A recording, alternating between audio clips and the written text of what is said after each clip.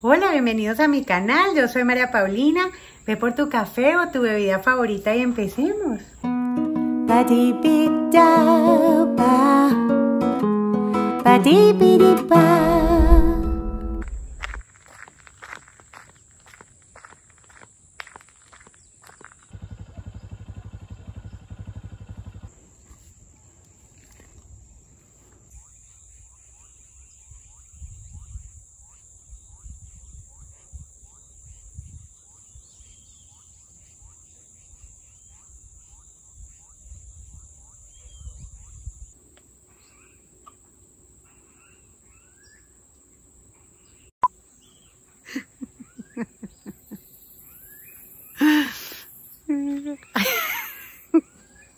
Su hija había tenido una situación muy delicada en el colegio.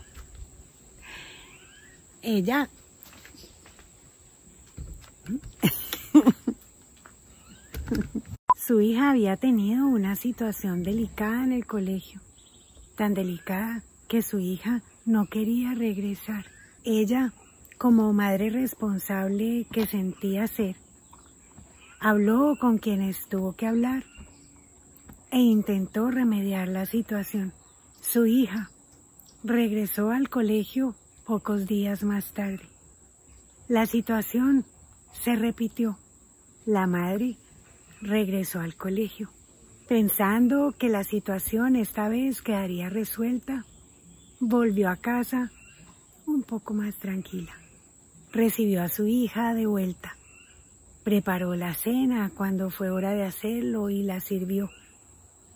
Y se sentaron juntas a la mesa. La madre le preguntó a la hija cómo había quedado la comida, si había realizado los deberes y se había arreglado la maleta y el uniforme para el día siguiente. Y de aquel tema, nada. La hija, haciendo de tripas corazón, se levantó en la mañana, se puso el uniforme y se fue a clase. Al regresar del colegio, cabizbaja, su madre le preguntó cómo le había ido. Su hija, aturdida de que su madre le hiciera tal pregunta, cuando en su rostro era evidente cómo se estaba sintiendo, simplemente contestó, bien, y se dirigió hacia su habitación. ¡Ay, uy, eso me duele! Unos meses más tarde, el jefe la llamó a su oficina. Pensó que le daría una buena noticia, sin embargo, la estaba invitando para despedirla. Ella, sin entender las razones por las cuales le estaba sucediendo tal cosa, se enfureció, le sacó en cara a su jefe todos los años que le había invertido a esa compañía y todos los beneficios que había traído para ellos. Furibunda, empacó sus cosas y se retiró. Llegó a su casa y empezó a despotricar de su jefe, de sus colegas, de la empresa, de todos y de todo. Pero en ningún momento se le ocurrió que ella tenía alguna cosa que ver con eso.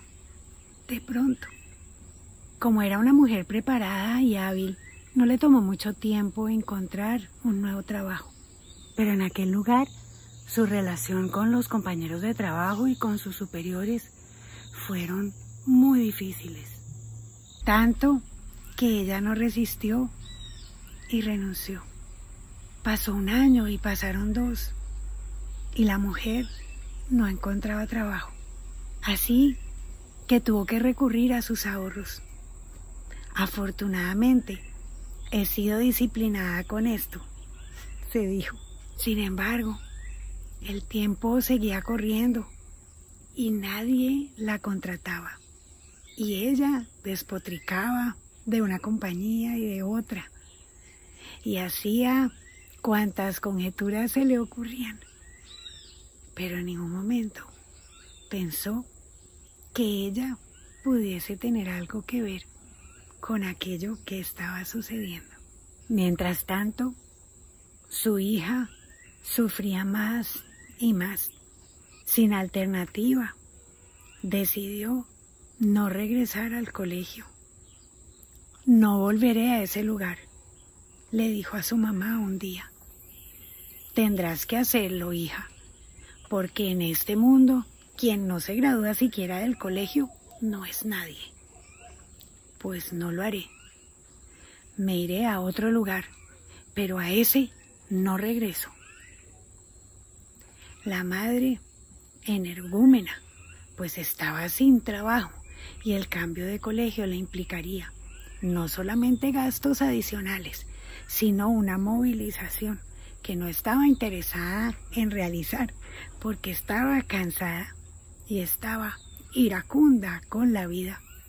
Le dijo a su hija que sería ella quien tendría que hacer todos los trámites, que era el colmo, que después de toda una vida en ese colegio, apenas a un año de graduarse, le hubiera dado por moverse, que viera a ver cómo iba a ser para estar bien, para volver a ser amigos y para sentirse tranquila.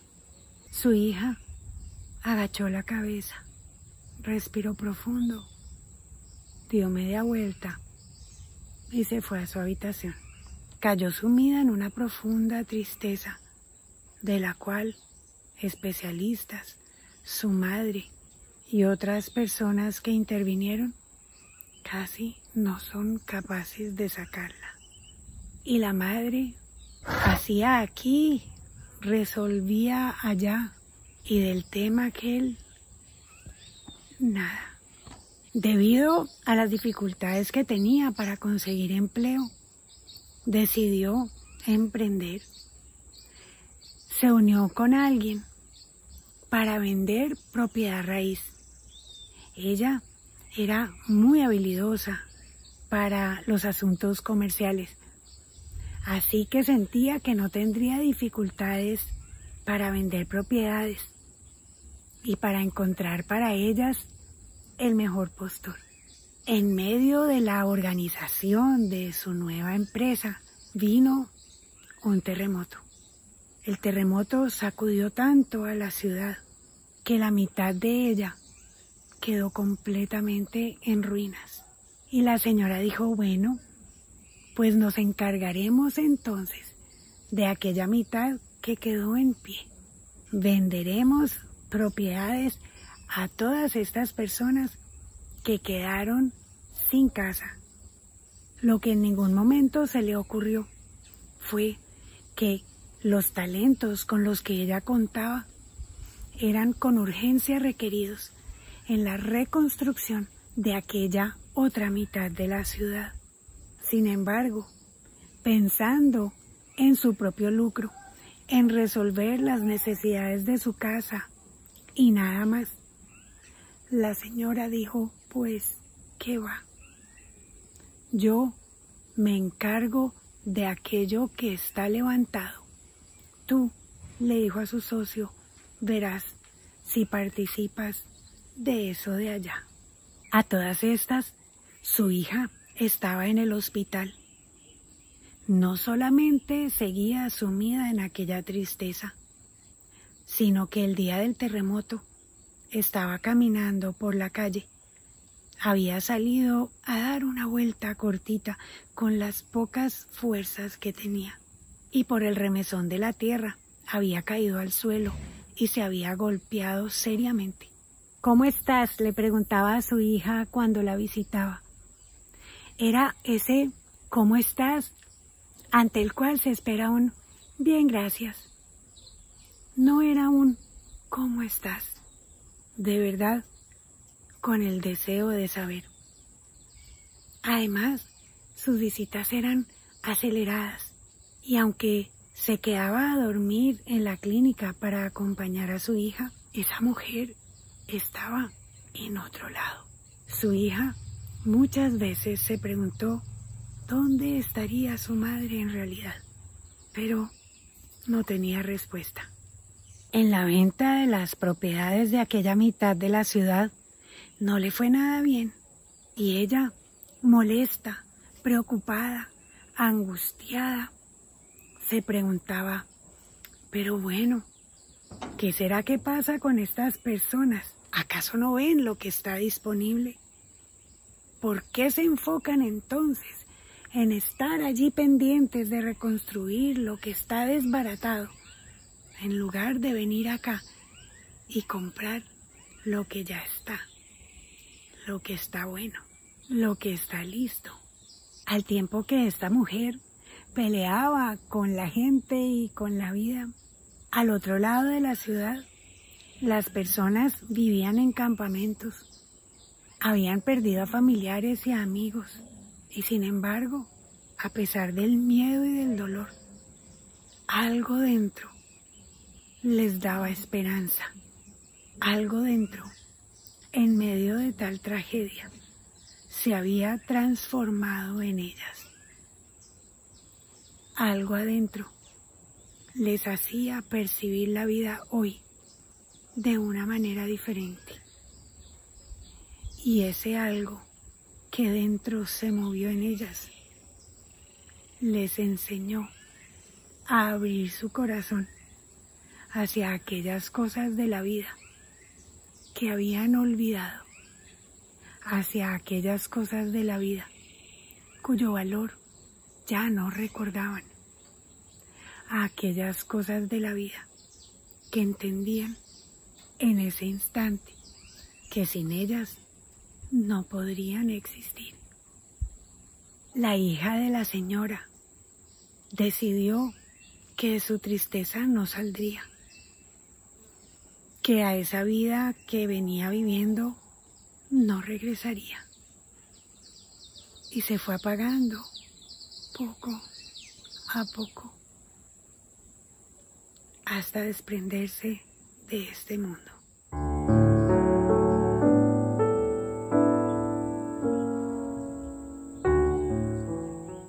La señora la veló, la enterró, la lloró, pero nunca se sentó con su hija antes de verla partir para conocerla, para saber qué era eso que le ocurría. Pensando que eso ayudaría con su dolor, se consiguió un novio. Era un hombre amable, buen mozo, un hombre trabajador, un buen hombre. Pero esa relación no duró, pues ese buen hombre pensó que era mejor partir cobijas y que cada uno tomara su camino. Ella armó tremendo pataleo. Le dijo esto y lo otro, pero de mirarse, nada, porque aquello que le estaba sucediendo no tenía nada que ver con ella. Tampoco el haber fracasado en su emprendimiento posterior al terremoto. Tampoco el no haber podido conseguir empleo y el haberse tenido que gastar sus ahorros. Tampoco el haber sido despedida. Y mucho menos la pena de su hija. Hay ciertas actitudes frente a las cosas que nos ocurren en la vida que nos alejan de la posibilidad de vivirlas desde una actitud que nos permita realmente estar presentes con aquello que ocurre, independientemente de si eso nos gusta o no, de si nos asusta o si nos es fácil enfrentarlo. A esa actitud que es una actitud, siento yo, bastante infantil, le llamo yo inmadurez conciencial.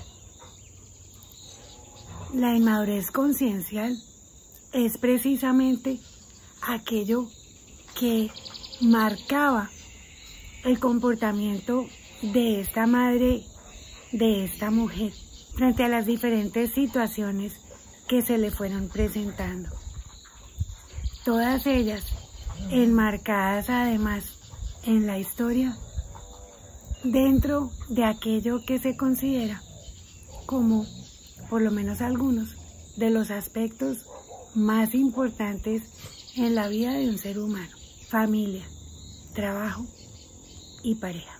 En relación con la forma en la que asume esta mujer la situación de su hija, se nota claramente cómo ella no logra conectarse realmente con las necesidades emocionales de su hija, sino que atiende lo que le ocurre desde la superficialidad de la situación. Algo que hacemos en la muy mayoría de los casos en nuestra vida. Atenderla desde la superficialidad de aquello que ocurre. Y creemos, porque es la forma que hemos aprendido de supervivencia, por llamarlo de alguna manera, que es así como estamos atendiendo la vida a profundidad. En realidad, atender las cosas a profundidad implican una mirada hacia nosotros. Implica una mirada conectada con aquello que nos sucede. Requiere que nos sintamos parte de eso que ocurre, entendiendo, como ya lo he dicho en otros videos, que formamos parte del todo, que no estamos separados de nada y que somos co-creadores de esa realidad también que nos circunda. Dicho esto, la inmadurez conciencial nos lleva a vivir la vida como aquella persona que ve una flor y lo único que ve de la flor es su interpretación de la flor. Es decir, si la flor es bonita o no es bonita, si huele rico o no le huele a nada, si está viva o está marchita, si forma parte de un árbol o está solita. Aquello que vemos con los sentidos físicos es lo que nos permite percibir la vida desde su superficialidad,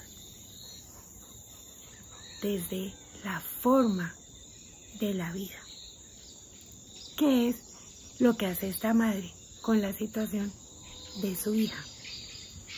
Y otra cosa que nos ocurre, como le ocurre a ella, es que cuando eso que nos está sucediendo allá no responde a lo que nosotros quisiéramos que esté ocurriendo, porque nos perturba o porque se nos está quedando grande, le decimos: oye, ponte en orden, como le dice la mamá a la hija,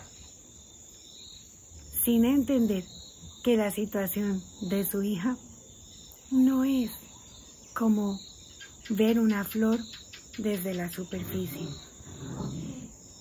Si ella realmente se hubiese conectado desde las necesidades profundas de su hija, esa hija muy seguramente habría transformado su mirada de la vida. Y no estoy culpando a la mamá de lo que le ocurrió a la hija. Estoy responsabilizando a la mamá de la parte que ella habría podido asumir diferente, y es la mirada de lo que le estaba sucediendo a su hija. Y se pierde entonces, al tomar una decisión distinta, de la oportunidad de darse cuenta de aquello que habría podido ocurrir, de haberse conectado de verdad, desde el fondo y no desde la forma, con aquella situación. La hija, en este caso, es un símbolo, como tantos otros. Es la vida misma. No siendo suficiente para esta mujer que su hija se sintiera tan mal, le ocurren una serie de eventos adicionales muy importantes. Aquello del trabajo y la pareja, sin contar, por supuesto, con que su hija finalmente decide decir: hasta aquí voy yo. La inmadurez conciencial nos lleva al pataleo cuando la vida no toma la forma que queremos o creemos necesitar, igual que lo hace un niño caprichoso.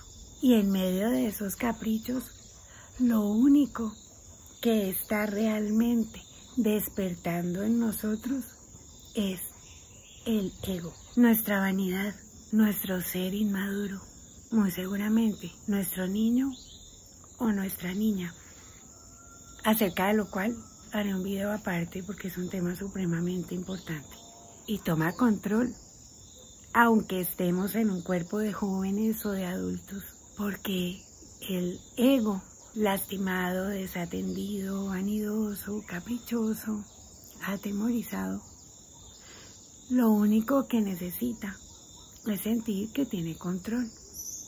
Ya lo he dicho también, para protegernos.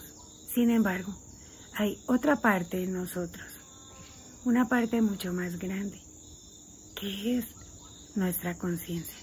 Yo siento en mi corazón que ya es hora de que dejemos de comportarnos frente a la vida como niños disfrazados de grandes. La palabra niños, para mí, en este caso, no se refiere a los niños per se, se refiere a la inmadurez.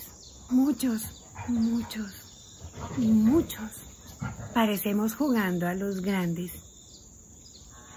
porque creemos que atender las cosas que atienden los grandes, como cumplir con las responsabilidades y con las obligaciones de la casa, económicas, educativas de nuestros hijos, si es que los tenemos, el rentar un apartamento o el tenerlo comprado, el conducir un vehículo o el ir en transporte público de aquí a allá a la hora que nos corresponde y cumplir con unos horarios y con unos mandatos sociales, es ser grande. Y eso es válido porque forma parte de aquellas cosas que nos corresponden como seres humanos. Pero es apenas una parte de lo que somos y apenas una parte en lo que nos corresponde en este camino de nuestra existencia. Con muchísima más razón hoy en día, cuando estamos pasando por una circunstancia global que nos invita precisamente a que nos demos cuenta de que hay algo que es mucho más grande que aquello que venimos creyendo que es vivir. Qué bueno aprovechar esta pausa mundial, generalizada y obligatoria además en la mayoría de los casos, para echar una miradita hacia adentro, porque desde allí la vida se siente y se comprende, sobre todo de forma muy distinta. Desde allí logramos algo que a nuestro ego le da muchísimo miedo, y es asumir la responsabilidad de quienes realmente somos. Y sí, es importante dar una miradita hacia atrás a nuestro camino y poderlo observar amorosamente, pero con criterio, con seriedad, para evaluar un poco quién es esa persona que venimos siendo y tomar la decisión de en quién nos vamos a convertir de ahora en adelante. Hagámonos la pregunta: ¿qué necesita mi mundo de mí hoy? ¿Qué necesita mi planeta de mí hoy?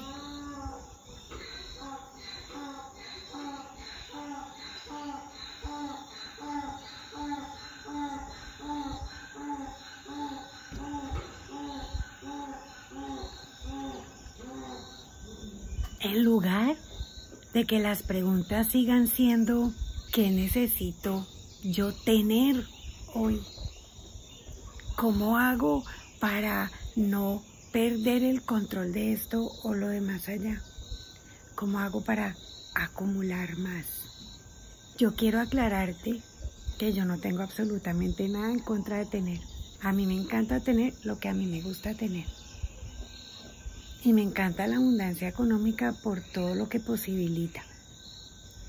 Y porque cuando nosotros tenemos lo que necesitamos cubierto, lo que realmente necesitamos cubierto, y además nos sobra para vivir la vida tranquilos.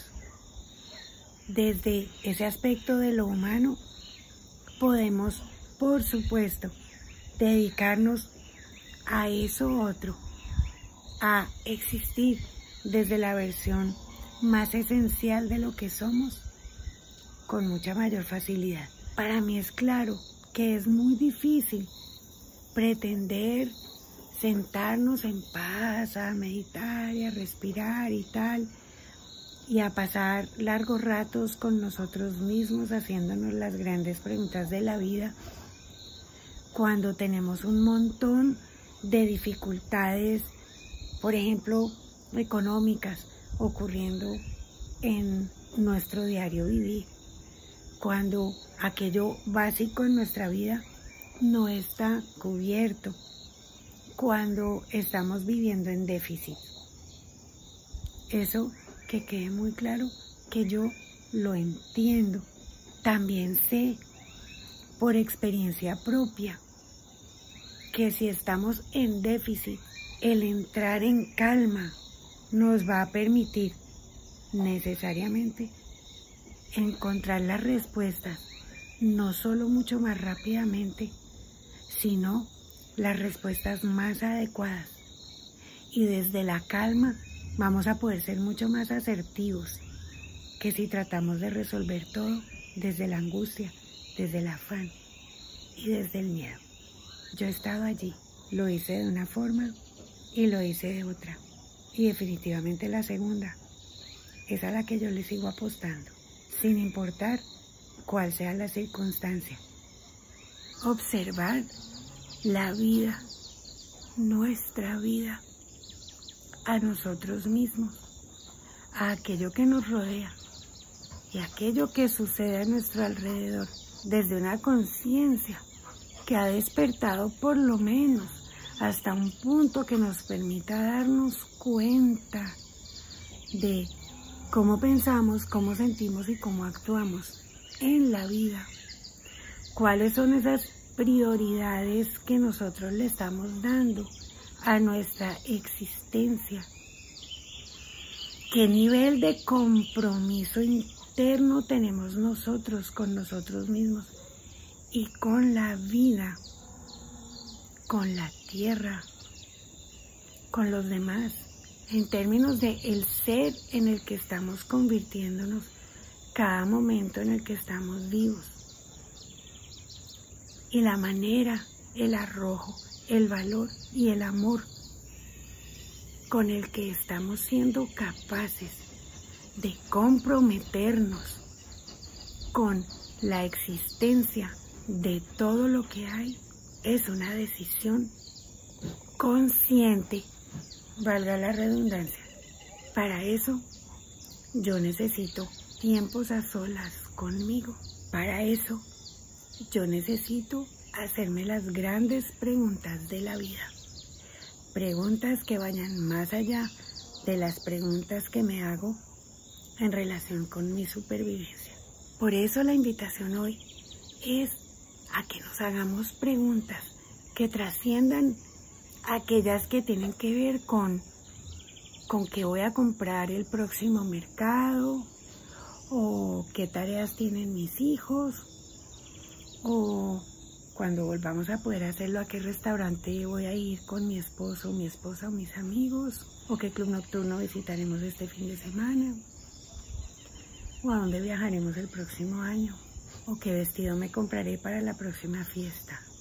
Las grandes preguntas de la vida tienen que ver con quién soy, para qué estoy aquí, qué quiero de la vida y qué creo yo que espera la vida de mí. Si yo pudiese hablar directamente con mi alma, ¿qué me diría? ¿Qué quiere ella que haga yo? ¿Por qué me eligió a mí para vivir la experiencia humana? Si yo puedo hacerme todas estas preguntas, entonces, ¿Quién soy? Cuando sé que mi mente no comprende este lenguaje. ¿De dónde salen las preguntas entonces? ¿De qué parte de mí? Y si hay otra parte de mí distinta a esa que compone mi mente y mi cuerpo físico, ¿qué soy entonces? Ya está oscureciendo y cambió la luz de las 6 de la tarde. Me encanta, es una luz por lo menos aquí en mi ciudad, naranja, que me parece bellísima. Una forma de ejercitarnos en esto de empezar a madurar nuestra conciencia, además de hacernos esas preguntas que propongo allí y tantas otras que hay para hacernos, utilizando además como una herramienta práctica la escritura terapéutica. Si no has visto ese video, te recomiendo que lo veas. Volviendo a la flor, podemos mirar la flor y mientras estamos con ella, observar qué sucede dentro de nosotros, qué se transforma dentro de nosotros o qué se despierta en nosotros. Las sensaciones son señales elocuentes en este sentido, que nos pueden contar qué es eso que está sucediendo en nosotros, porque en realidad es lo que importa, no es la flor por la flor, es la flor en ese momento en relación con nosotros, o nosotros mejor, en relación con esa flor y la magia que sucede en esa unión de ella conmigo y de mí con ella. Y así es todo. En lo cotidiano está la oportunidad permanente de nuestra transformación, de la elevación de nuestra conciencia, de ayudarle a nuestra conciencia a madurar. ¿Cómo sabemos en qué nivel más o menos está nuestra conciencia o qué tipo de conciencia estamos manejando? Observémonos a ver qué es lo que para nosotros es importante. ¿Cuál es la mirada que tenemos de las cosas, de nosotros, de la vida? ¿A qué le damos prioridad? ¿Qué nivel de profundidad ponemos en aquello que ocurre a nuestro alrededor? En nuestro discurso también hay pautas. ¿De qué hablamos? ¿Cómo lo hablamos? ¿Qué tanto lo hablamos? ¿Y para qué lo decimos o lo escuchamos? ¿Cuál es la mirada que tenemos en términos de positivo o negativo? ¿En qué nos enfocamos más? ¿En agradecer o en lamentarnos? ¿En admirar o en criticar? ¿En observarme? ¿En amarme para transformarme, sabiendo que es así como podría amar a otros de verdad? ¿O en juzgar a los demás porque no son, o porque no se ven, o porque no hacen lo que yo creo que tienen que ser, hacer, decir, ponerse? En fin, en nosotros están todas las señales. Así que una vez más, te invito a hacer el ejercicio en primera instancia de observarte tú en relación con tu conciencia, porque ese es el primer paso. Cuando yo me observo y empiezo a darme cuenta y soy capaz de aceptar y puedo verbalizar además, uy, mira, yo estoy mirando la vida así, yo solamente me estoy enfocando en esto, yo solamente estoy siendo capaz de ver hasta aquí, voy a tratar de ver hacia dónde me lleva esto en la parte interna de mí, etcétera. Cuando yo empiezo a hacer ese ejercicio, la sola mirada de mí ya ayuda a que mi conciencia empiece a despertar y empiece a madurar. Ya empieza mi conciencia a sentir el permiso de poder actuar a otros niveles. Y se siente maravilloso. Se siente tan hermoso y tan poderoso que uno cada vez quiere hacerlo más y más y más. Inténtalo, si es que no lo has intentado antes. Y si ya lo has intentado, entonces ve un nivel más allá. Y aquí nos seguimos viendo. Bueno, y si te conectaste con este contenido y aún no te has suscrito, te invito a suscribirte. Y no olvides tocar la campanita para que YouTube te notifique de nuevo contenido. Y si te gusta este video, dale un super like, que me ayudará mucho con eso. Si no sabes quién soy ni lo que hago además de esto, te invito a visitarme en mi página web pedagogiaparalavida.com y sígueme en Instagram. Gracias por estar conmigo. Hasta una próxima oportunidad. Te mando un beso.